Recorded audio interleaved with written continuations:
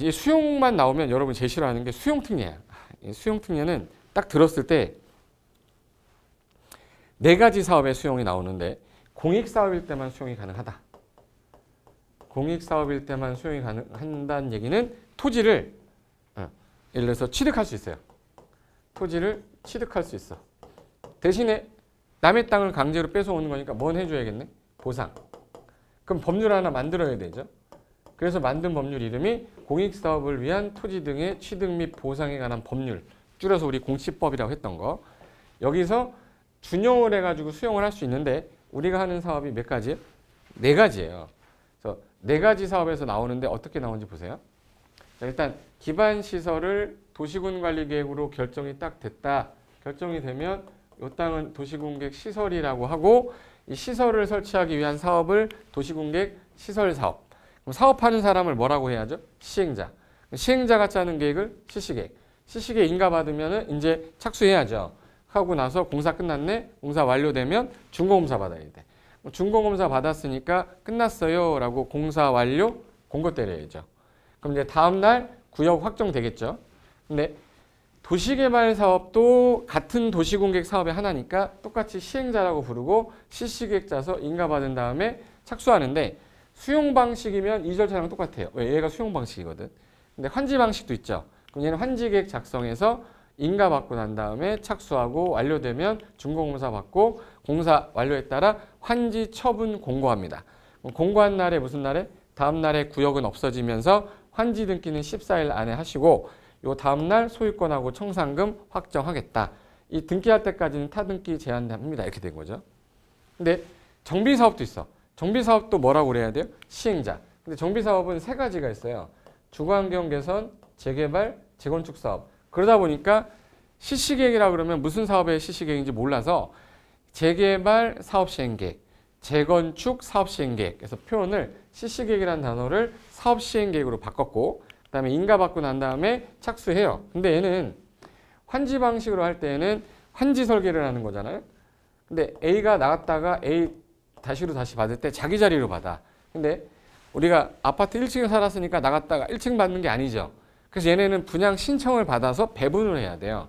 그래서 인가받으면 분양 신청을 받고 그거에 따른 환지 계획과 똑같은 관리처분계획 짜서 인가 떨어지면 착수하고 완료되면 준공인가 받고 그 다음에 소유권 가져가라고 고시하면 그날 다음날 소유권하고 청산금 확정되는데 얘는 지체 없이 등기하는 거고 얘는 14일에 하는 거죠. 그거 차이점이에요. 요 세 가지 사업이 사업에도 좋다고 한 시점이 요때잖아요.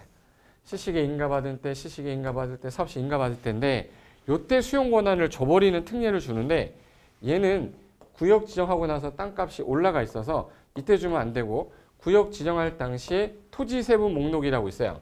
그래서 토지 세부 목록을 뭐 한 때? 고시한 때. 그래서 요때가 아니다. 토지 세부 목록 고시한 때 사업 인정 간주하겠다. 그리고 정비법은 뭐예요? 사업 시행계획 인가 고시 받은 때 요때 다 사업 인정 간주되는 시기다라고 보시면 되는데 이 국토계획법, 도시개발법, 정비법도 있지만 주택법에도 수용이 가능해요. 국민주택을 건설하기 위해서 뭐예요? 주택 건설 사업하는 주체가 사업 주체가 사업계획 승인을 받으면 착수해서 완료되면은 준공검사 받고 사용검사 받고 그 다음에 소유권 보존 등기하고 나면 끝나는데 얘도 사업에도 좋다가 언제예요?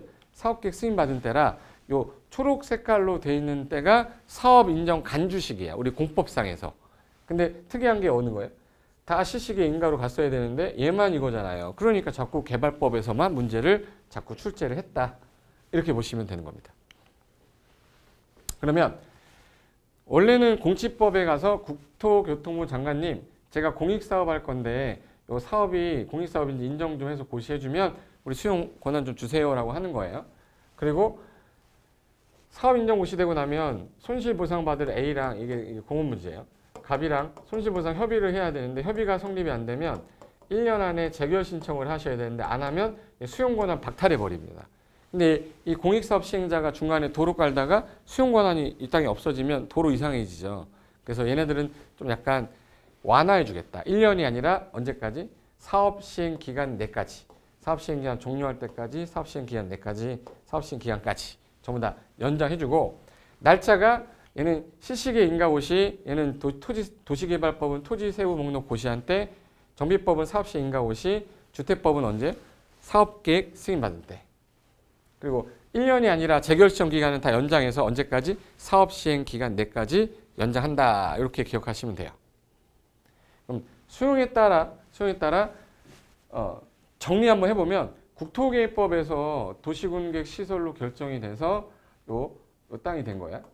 수용되고 남은 땅은 잔여지, 수용 대상 옆에 있는 땅은 인접지라고 그래요. 그러면 이제 그 안에 있는 거는 수용 사용 다 할 수 있는데 바깥의 경우에 요 잔여지 같은 경우는 수용 청구하면 되죠.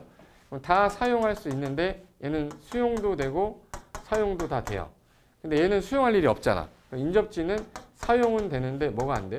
수용이 안 됩니다. 그래서 인접지는 일시 사용은 되는데 수용이 안 됐다. 그래서 인접한 토지 건물 그 밖에 정착된 물건 그 위에 모든 소유권 외에 걸리는 일시 뭐 할 수 있대요?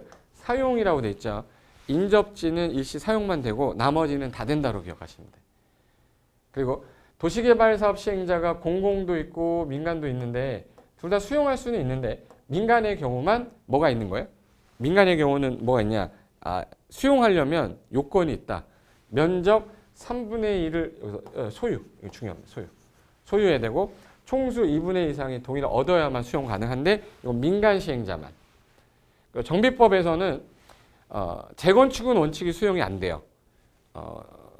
천재지변일 때만 가능합니다. 그래서 시행자는 필요하면 토지 건물 그 밖에 걸릴 수용도 되고 사용도 되는데 재건축의 경우는 천재지변 긴급할 때만 가능하다. 이거 하나 조심하고. 주택법에서는 일반 사업 주체는 안 돼요. 등록 사업 주체는 안 되는데 즉 민간 사업 주체는 수용 권한이 없기 때문에 나중에 알박기 방지하려고 매도 청구라는 게 나오죠. 근데 국가 지자체 LH가 국민주택을 건설하겠다. 국민주택 건설하기 위해서 대지 조성하겠다. 그러면 수용 권한 주겠다. 그래서 민간은 수용 권한이 없어서 알박기 방지를 위해 매도 청구가 생겼고 공공은 수용하면 되죠. 공익사업이니까. 이렇게 진행하는 거다. 이렇게 하시면 수용에 관해서 구체적인 내용은 좀 정리가 좀 된 거예요. 그럼 총정리하시면 자, 4가지 사업 중에 모든 시행자가 수용이 가능한데 여기 등록업자는 안 돼. 공공만 가능하니까.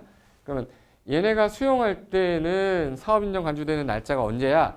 국토계획법의 도시공개 시설사업은 실시계획 인가고시. 개발법은 미리 준댔죠. 토지세부 목록 고시한 때. 그 다음에 정비법 같은 경우는 언제? 사업시 인가고시.